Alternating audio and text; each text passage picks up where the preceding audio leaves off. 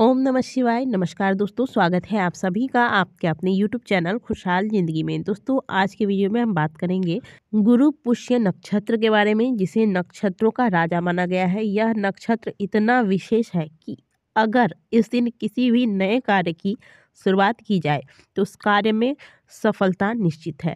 यदि आप कोई नया कार्य का आरंभ करना चाहते हैं, नया बैंक अकाउंट खुलवाना चाहते हैं या फिर कोई भी सामान खरीदना चाहते हैं, नया सामान प्रॉपर्टी के रूप में, तो ये सभी कार्य बिना एक बार भी चिंता किए गुरु पुष्य योग के अंतर्गत किया जा सकता है। चलिए जानते हैं कि साल 2024 में गुरु पुष्य योग की प्राप्ति हमें कब हो रही है।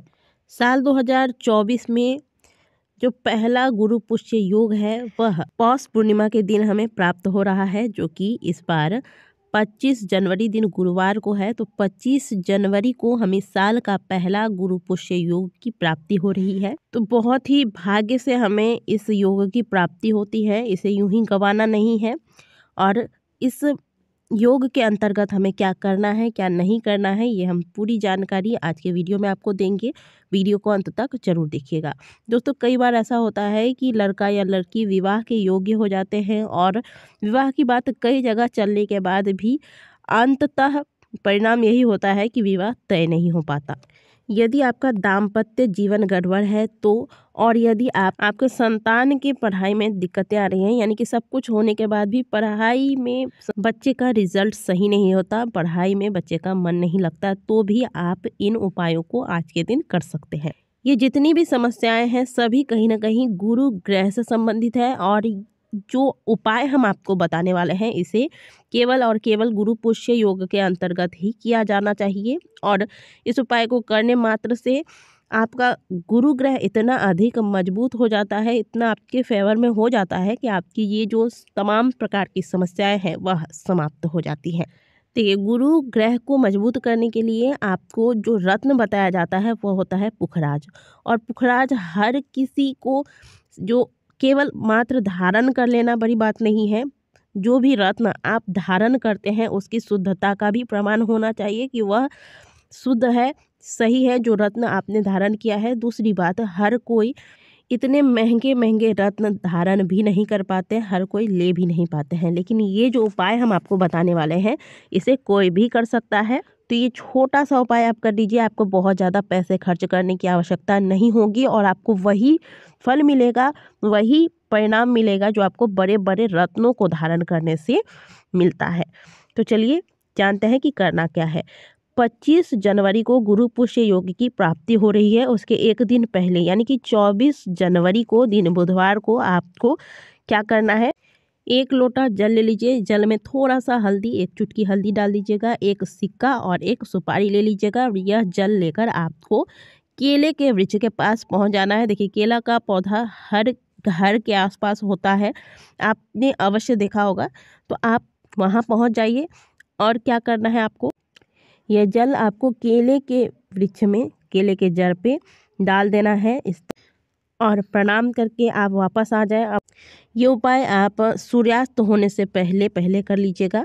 तो प्रणाम करके वापस आ जाए। अगले दिन गुरुवार को जो गुरु पुष्य योग की प्राप्ति हो रही है, इस दिन यानी कि 25 जनवरी दिन गुरुवार को आप केले की जड़, जिस केले के जड़ में आपने जल चढ़ाया था उसी केले के वृक्ष के पास जाइए और उसका जड़ आप छोटा सा निकाल कर ले आए। इस जड़ को अच्छे से धोकर आप एक तांबे का प्लेट ले लें, इसमें स्थापित कर दें। 25 जनवरी को पूर्णिमा का भी दिन है और इस दिन हम सभी भगवान विष्णु, माता लक्ष्मी की पूजा करते ही करते हैं।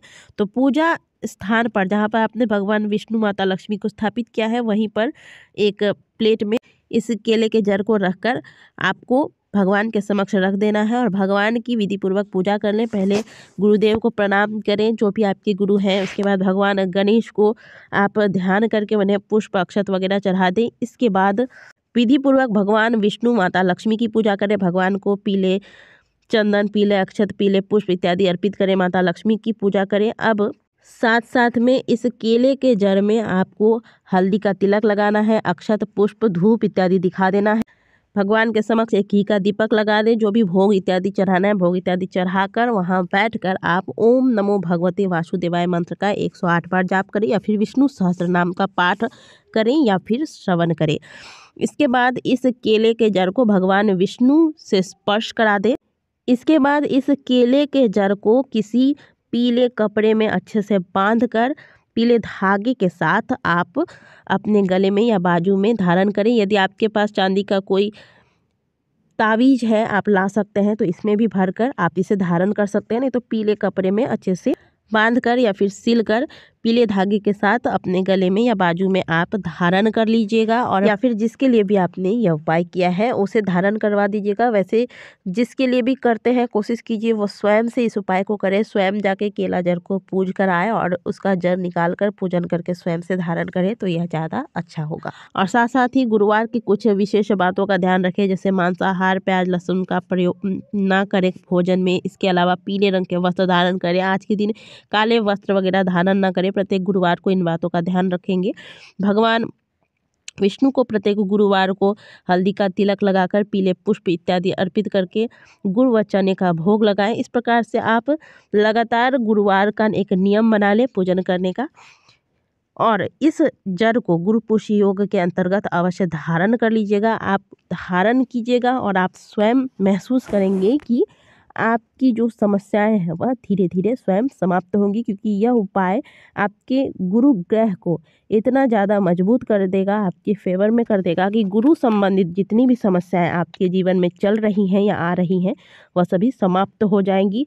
आपको कोई महंगे रत्न की आवश्यकता नहीं पड़ेगी। तो दोस्तों 25 जनवरी को प्रातःकाल 8:16 से गुरु पुष्य योग का आरंभ हो रहा है, जिसका समापन 26 जनवरी सुबह 10:28 पर होगा। तो 8:16 के बाद से ही आपको यह उपाय करना है, यानी कि जो आप जड़ लेकर आएंगे पूजा इत्यादि करना है वह आपको 25 जनवरी सुबह 8:16 के बाद से ही करना है।